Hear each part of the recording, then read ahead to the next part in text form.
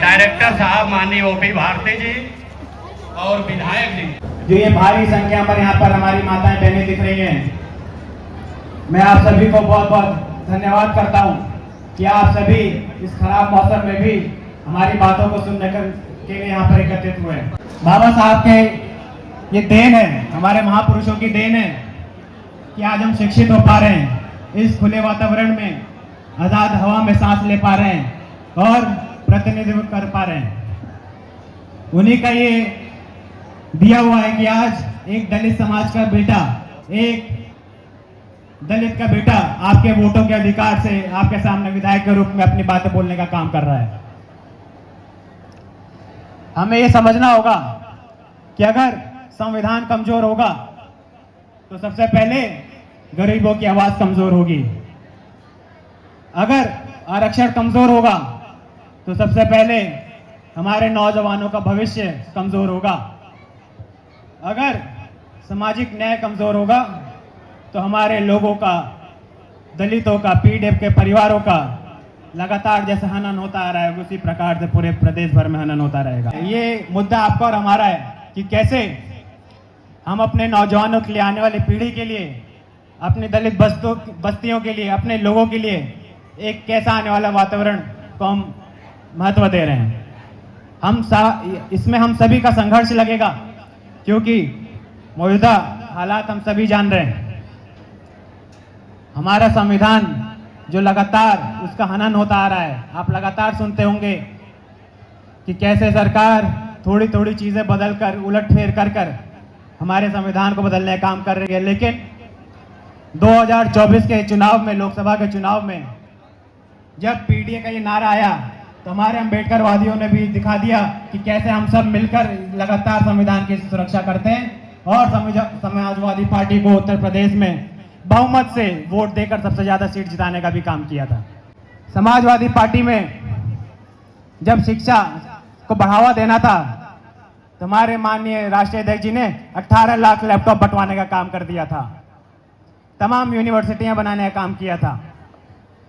और आज की सरकार है, जहां पे उनको नए संस्थान बनाने चाहिए, बने हुए संस्थानों को भी ध्वस्त करने का काम कर रही है। इस मंच से सरकार से भी जानना चाहूंगा, संविधान हमें बराबरी का अधिकार देता है, हर गरीब वंचित को बराबरी का अधिकार देता है, सम्मान देता है, लेकिन जमीनी स्तर पे ये बराबरी क्यों नहीं नजर आती? आपको जवाब देना होगा क्योंकि उत्तर प्रदेश की जनता जागरूक हो चुकी है। आप धर्म के नाम पर लोगों को बांट नहीं सकते। यहाँ पे प्रदेश के लोगों को शिक्षा चाहिए, अच्छा इलाज चाहिए, अच्छा डेवलपमेंट चाहिए। जहाँ हम शिक्षा की बात करते हैं वहीं हमारे महबूब नेता माननीय श्री अखिलेश यादव जी ने अनाउंस करने का काम किया कि वह शिक्षा मुफ्त करने का भी काम करेंगे। और ये मौजूदा सरकार है जो लगातार संस्थानों को ध्वस्त करने का काम कर रही है। हमें ज्यादा कुछ नहीं, हमें एक ऐसा प्रदेश चाहिए जहां पे हमारे नौजवानों को रोजगार का अवसर मिले, हमारे बहन बेटियों को एक सुरक्षित वातावरण मिले, हमारे दलित समाज और पीड़ित समाज के लोग सुरक्षित महसूस करें, हमारी महिलाएं अपने घरों से निकलने से पहले डरे ना, हमारा किसान जो मेहनत कर रहा है लगातार उसको अपने मेहनत का हक मिले। और संविधान सिर्फ किताब में नहीं, सरकार के हर फैसले में भी नजर आए, ऐसा प्रदेश हम चाहते हैं। साथियों, आपको और हमको ये संकल्प लेना है कि हम भेदभाव की बात नहीं, समानता की बात करेंगे। हम जाति की बात नहीं, हम भाईचारे की बात करेंगे। और हम उस सरकार को हटाने का काम करेंगे जो बेरोजगारी को बढ़ावा दे रही है। हमें रोजगारी को बढ़ाने की बात करनी है। मैं आप सभी से कहना चाहता हूं, जब तक आखिरी नौजवान अपने रोजगार के लिए, अवसर के लिए संघर्ष कर रहा है, सभी समाजवादी पार्टी के लोग उसके साथ हैं। जब तक हमारी बहन बेटियां, महिलाएं एक सुरक्षित वातावरण के लिए संघर्ष कर रही हैं, हम सभी समाजवादी पार्टी के लोग सब उनके साथ हैं, उनके संघर्ष में अपना हाथ बटाने का काम करेंगे।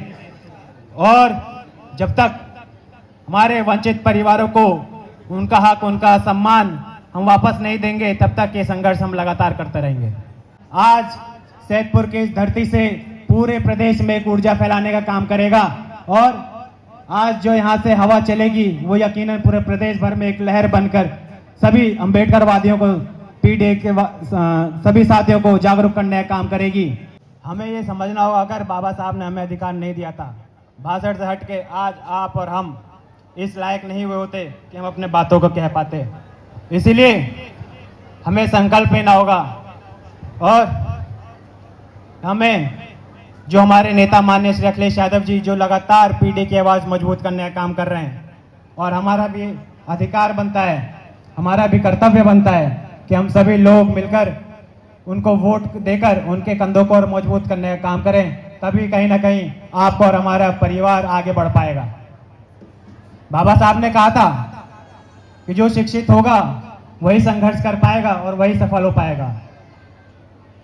हमारी माताएं बहनें, हमारा परिवार अपना खेत बेचकर, अपने गहने गिरवी रखकर हमारे नौजवानों को पढ़ा तो रही हैं, लेकिन मैं बार बार नौजवानों की बात इसलिए कर रहा हूं क्योंकि आप सभी ने अपना प्यार आशीर्वाद देकर अपने इस नौजवान बेटे को सदन में भेजने का काम किया है, और जब जब मौका मिला है हमने सड़क से उठाकर वो बात सदन में रखने का भी काम किया है।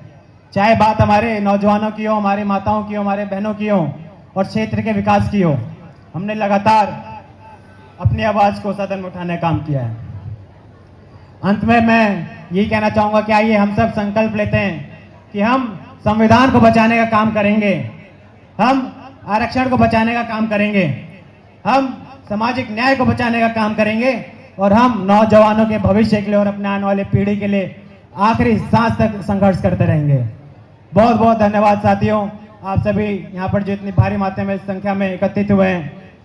दूर तक मैं जहाँ तक देख पा रहा हूँ, लेफ्ट में राइट में हर जगह लोग हैं और गेट तक लोग भरे हुए हैं। मैं आप सभी का बहुत बहुत आभार व्यक्त करता हूँ, धन्यवाद करता हूँ, और अपने पूरे संगठन को एक बार पुनः इस सफल कार्यक्रम के लिए धन्यवाद और बधाई देता हूँ कि आप सभी के मेहनत से, आप सभी के प्रयासों से आज का ये कार्यक्रम इस मौसम में भी सफलतापूर्वक हम लोग कर पा रहे हैं। बहुत बहुत धन्यवाद आप सभी को।